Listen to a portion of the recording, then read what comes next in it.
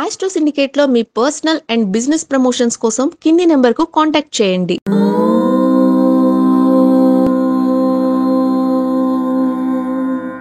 అందరికీ నమస్కారం. ఒక సోదరి అడిగిన ప్రశ్నకి సమాధానం.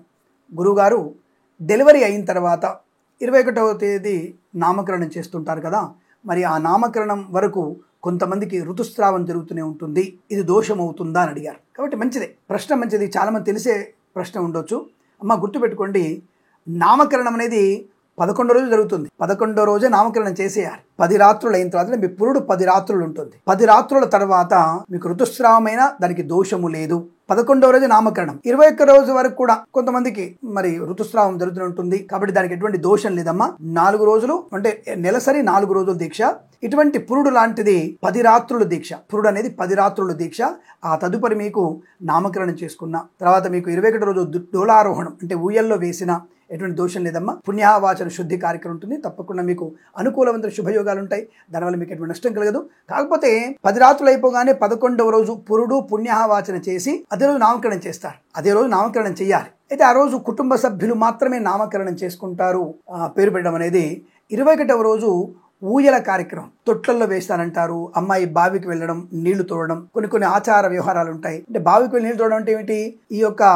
ఈ బాలింత దగ్గరికి కొన్ని రకాలైనటువంటి జంతువులు దగ్గరికి వస్తూ ఉంటాయి. ఎందుకు అంటే తనలో వచ్చేటువంటి పురుటి మార్పు వాళ్ళ అంటే కొన్ని కుక్కలు కూడా, మన ఇంటి కుక్కలు కూడా వాళ్ళ దగ్గరికి వచ్చి కూర్చుంటాయి. కొన్ని పాములు వస్తుంటాయి, కొన్ని పక్షులు ఇంటికి వస్తుంటాయి. అవి అక్కడ ఉన్నటువంటి బాలింత సంబంధించిన చుట్టుముట్టు ఆ వాతావరణం కొన్ని పక్షులకి ప్రకృతి తెలిసిపోతుంది. అందుకే 21వ రోజు వరకు అమ్మాయిని బయటికి వెళ్ళనివారు. 21 రోజు వరకు బయటికి వెళ్ళనివారు. 21వ రోజు ఈ బాలింతరాల్ని ముసుగు వేసి అప్పుడు బావిలో తీసుకెళ్లి బావిలో నీళ్లు తోడుతుంటారు. ఆ సంప్రదాయం ఉంది. నీళ్లు తీసుకొచ్చి ఆ ఊయల కింద పెడుతూ ఉంటారు. అటువంటి ఆచారాలు ఉన్నాయి. కాబట్టి అంటే ప్రకృతిలోకి అమ్మాయిని తీసుకెళ్లడం, ఆ శిశువుని ఊయల వరకు ఉంచి ఆ తల్లిని మాత్రమే, బాలింతరాల్ని మాత్రమే బయటి ప్రపంచం తీసుకెళ్లి ఆ ఎండ పడేట్టుగా ఆ ఎండలో నీళ్లు తోడించి కాస్త చిన్న పనులు చెప్తారు. అంటే పెద్దల సమక్షంలో అటువంటి పనులు చేయిస్తారు. చీడు కీడ పడకుండా అటువంటి ప్రయత్నం చేస్తారు. కనుక మీకు ఎటువంటి దోషాలు ఉండవు. కాబట్టి 21వ రోజు చేసేటువంటి డోలారోహణ మహోత్సవానికి ఎటువంటి ఇబ్బంది లేదమ్మా. అక్కడ మీకు రక్తస్రావమే దోషం లేదు. అక్కడ ఉయ్యల్లో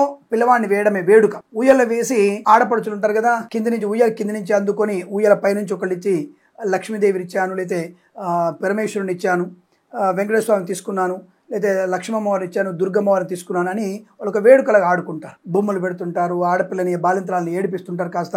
కాస్త ఏడిపించడం అంటే సరదా పట్టించడం, అలాంటివి చేస్తూ ఉంటారు. అందరు కలిసి బంతి భోజనాలు చేస్తూ ఉంటారు.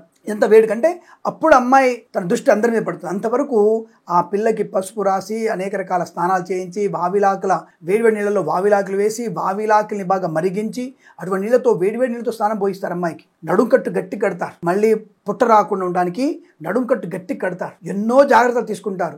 ఇంగువ పెడతారు, తర్వాత బెల్లం పెడతారు, నూల ఉండలు పెడతారు, తర్వాత కొన్ని పచ్చాలు పెడతారు, కారపొడి పెడతారు, అల్లం వెల్లిపాయ బాగా పెడతారు అప్పుడు అమ్మాయికి. ఎందుకు? స్తన్యం బాగా రావడానికి, అంటే పాలు వృద్ధి పొందడానికి అటువంటి చేస్తారు. ఇవన్నీ సంప్రదాయబద్ధమైనవి. ఈ నూల ఉండలు పెట్టి ఏం తెలుసా మీకు?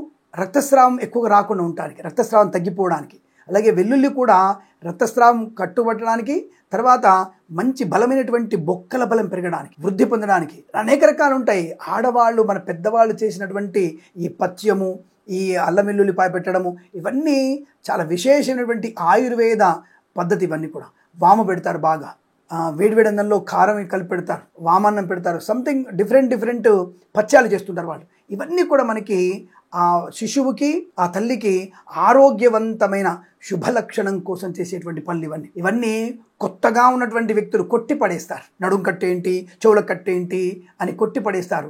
అవి భవిష్యత్తులో తెలుస్తుంది మీకు. అలా కట్టుకోకపోతే ఏమవుతుంది? సింపుల్, తప్పుగా అనుకోదో మాట చెప్తాను నేను. డెలివరీ అయిన తర్వాత 3 నెలల వరకు నడుం కట్టు కట్టుకోకపోతే బాణ పొట్ట పెరుగుతుంది ఆడోళ్ళకి. మొగుడికి మీ శరీరం మీద ఆశ పోతుంది, దానివల్ల ప్రమాదం ఏర్పడుతుంది. అదే నడుంకట్టు గట్టి కట్టండి, పొట్ట నాజూకు పొట్టగా ఉంటుంది. అంటే అందరి లోపల అన్ని విశేషాలు ఉంటాయి. కాబట్టి నడుము కట్టు గట్టి కట్టమంటారు. తప్పుగా అనుకోదండి. నడుము కట్టు గట్టి కడితే శరీర సౌష్ఠవం బాగా ఉంటుంది, స్తన్యం బాగా వృద్ధి పొందుకుంటుంది, శిశువుకి బాగా పాలు అందుతాయి. ఇటువంటి విషయాల గురించి మన పెద్దవాళ్ళు చెప్పిన విషయాన్ని మనం పాటించకపోవడం వల్ల ఇప్పుడు ఒబెసిటీలు, అనేక రకాల రోగాలు, థైరాయిడ్లు, పీసీఓడీలు, పిఓసిడీలు, సంథింగ్ ఏవేవో కొత్తవి వస్తున్నాయి. ఇవన్నీ రావు. అందుకే పథ్యం పాటించాలి. 21 రోజుల వరకు బయటికి వెళ్ళకూడదు. 6 నెలల వరకు అడ్డమైనటువంటి తిండి తినకూడదు. ఈ విషయాన్ని గుర్తుపెట్టుకోండి. ఇలా చేయడం వల్ల శిశువుకి తల్లికి మంచి ప్రయోజనం ఉంటుంది. కాబట్టి ఇటువంటి ఋతుస్రావాలు అంటే పురుడులో వచ్చినటువంటి ఋతుస్రావం ఉంటుంది కదా, రక్తస్రావాలన్నీ కూడా 21 రోజుల వరకు ఉన్నా దానికి దోషం లేదండి. అటువంటివి ఏం పట్టించుకోవాల్సిన అవసరం లేదు.